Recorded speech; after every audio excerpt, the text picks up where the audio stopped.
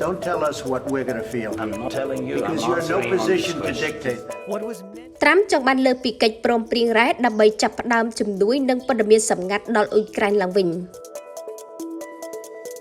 ខណៈដែលមន្ត្រីអាមេរិកនិងអ៊ុយក្រែនត្រៀមជួបប្រជុំគ្នានៅប្រទេសអារ៉ាប៊ីសាអូឌីតក្នុងសប្តាហ៍នេះប្រធានាធិបតីដូណាល់ត្រាំបានប្រាយចិត្តថាកិច្ចព្រមព្រៀងរ៉ែចុះហត្ថលេខារវាងទីក្រុងវ៉ាស៊ីនតោននិងទីក្រុងគីវ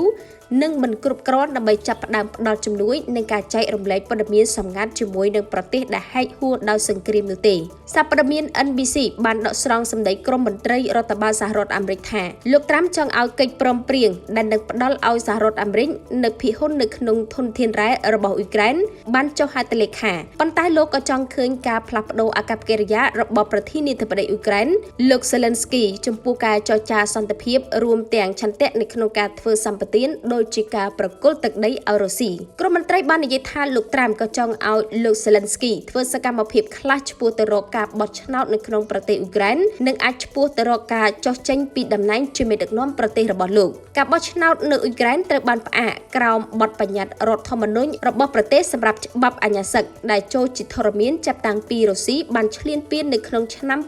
2022គួរកត់សម្គាល់ថារុស្ស៊ីបានបង្កើនការវាយប្រហារលើអ៊ុយក្រែនបន្ទាប់ពីអាមេរិកផ្អាកចែករំលែកឧបករណ៍និងការស៊ើបការសម្ងាត់នៅក្នុងសប្តាហ៍មុនដែលធ្វើឲ្យថ្ងៃសុក្រក្លាយជាថ្ងៃមួយនៃការស្លាប់ច្រើនបំផុតសម្រាប់ជនស៊ីវិលនៅឆ្នាំនេះបើយោងតាមបេសកកម្មឃ្លាំមើលសិទ្ធិមនុស្សរបស់អង្គការសហប្រជាជាតិនៅអ៊ុយក្រែនភាគច្រើននៃអ្នកស្លាប់គឺរបួសបានកាត់ឡើងនៅក្នុងតំបន់ដូណេតនៅក្នុងទឹកដីដែលគ្រប់គ្រងដោយអ៊ុយក្រែនសមាជិកសភាមកពីគណៈបក្សសាធារណរដ្ឋកំពុងដាក់សម្ពាធលើសេតវិមានឲ្យចាប់ផ្ដើមឡើងវិញទាំងជំនួយនិងការស៊ើបការហើយក្រុមមន្ត្រីបាននិយាយថាពួកគេមានសតិធិនិយមថាអាវុធនិងឧបករណ៍និងការចែករំលែកការស៊ើបការអាចនឹងត្រូវបានស្ដារឡើងវិញនៅដើមសប្តាហ៍នេះជាពិសេសបន្ទាប់ពីលោក Zelensky ប្រកាសថាអ៊ុយក្រែនត្រៀមខ្លួនជាស្រេចដើម្បីមកតុចរចាឲ្យបានឆាប់តាមដែលអាចធ្វើទៅបានប្រធានាធិបតីអ៊ុយក្រែនក៏បាននិយាយដែរថាលោកនិងក្រុមរបស់លោកត្រៀមខ្លួនជាស្រេចដើម្បីធ្វើការក្រោមការដឹកនាំដ៏រឹងមាំរបស់លោកប្រធានាធិបតីត្រាំ